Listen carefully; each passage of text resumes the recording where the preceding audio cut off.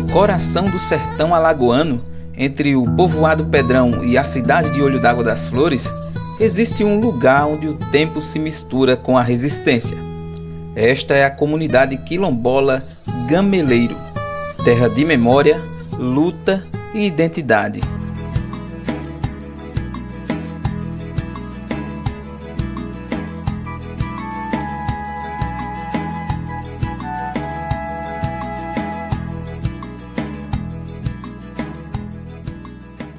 Para entender o surgimento do gameleiro, é preciso retornar aos dias sombrios da escravidão no Brasil. Após a assinatura da Lei Áurea, em 13 de maio de 1888, pela princesa Isabel, muitos ex-escravizados buscaram refúgio e liberdade em terras devolutas.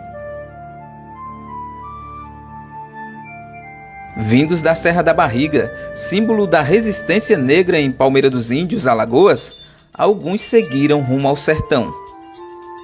Tempos depois, um desses grupos chegou a uma localidade de terras devolutas, ou seja, terras sem dono, pertencentes ao Estado ou à União.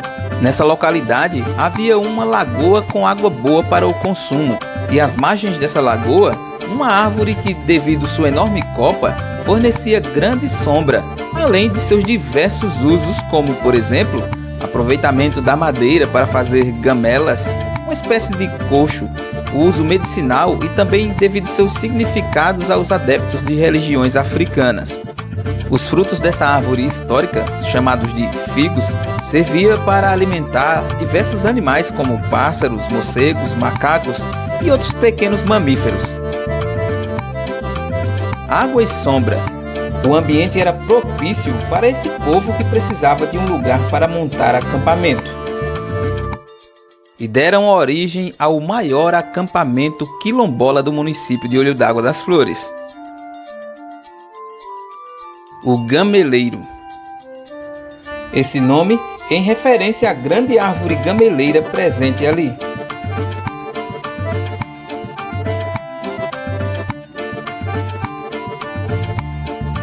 Inicialmente eles viviam em ranchos de palha e sobreviviam da agricultura e do artesanato. E esse segundo meio de sobrevivência ganhou maior notoriedade com a chegada de Maria Satuba, uma artesã vindo de Craíbas, um povoado das proximidades de Arapiraca. Maria Satuba se instalou no Pedrão e iniciou seus trabalhos com a manufatura de potes, panelas e outros utensílios de barro. Depois, essa arte chegou ao conhecimento dos moradores do Gameleiro e teve como pioneira uma senhora chamada Alta, mãe de Carmosina, Altelina, Sebastiana, Vicenza, Isabel e Maria.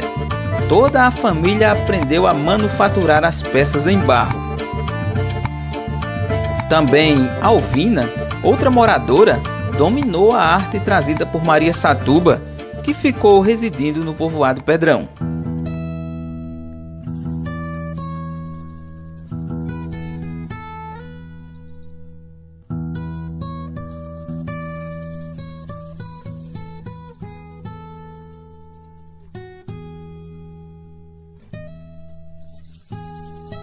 Após aprenderem a confeccionar peças de barro, os moradores da região enfrentaram uma dificuldade relacionada à qualidade do material utilizado.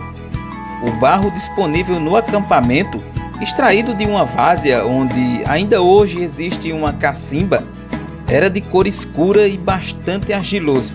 No entanto, esse barro não proporcionava um bom acabamento às peças, pois sua liga era fraca e exigia um complemento.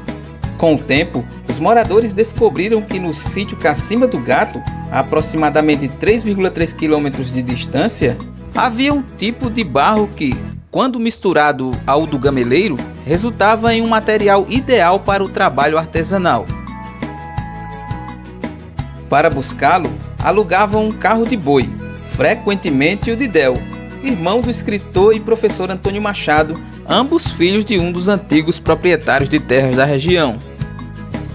Com o barro certo, a produção cresceu. As panelas do gameleiro chegaram à Feira de Olho d'Água das Flores, a famosa Feira das Panelas, extinta na atualidade. Aos poucos, ultrapassaram fronteiras. Monteirópolis, Jacaré dos Homens e outros municípios também receberam as famosas panelas em suas feiras. O saber ancestral se transformava em fonte de renda.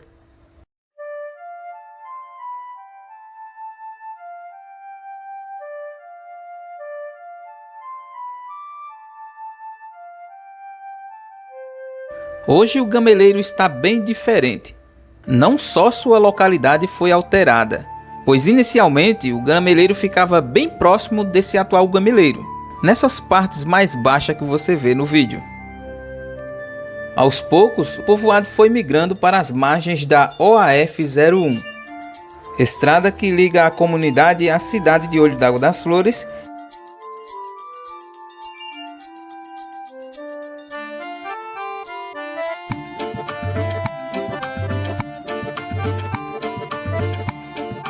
e ao povoado Pedrão.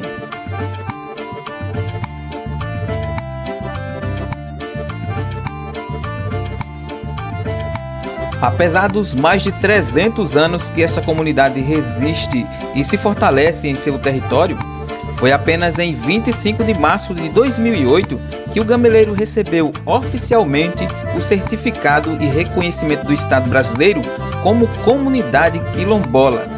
Isso foi publicado no Diário Oficial da União no mês seguinte pela Fundação Cultural Palmares. Quem vê essa comunidade hoje, com sua força e dignidade, talvez não imagine os inúmeros desafios enfrentados ao longo da história, não só nos tempos antigos, mas também em acontecimentos mais recentes. Um desses episódios marcantes aconteceu por volta de 2002, quando um lixão de resíduos sólidos foi instalado a menos de 300 metros das casas do povoado. Durante 6 anos, a comunidade viveu os impactos profundos dessa situação. Diante da omissão dos órgãos responsáveis, os moradores se mobilizaram. Houve protestos, bloqueios e até greves, numa tentativa de impedir a entrada dos caminhões de lixo e chamar a atenção das autoridades. Só em dezembro de 2008, após muita resistência e luta coletiva, o lixão foi finalmente removido.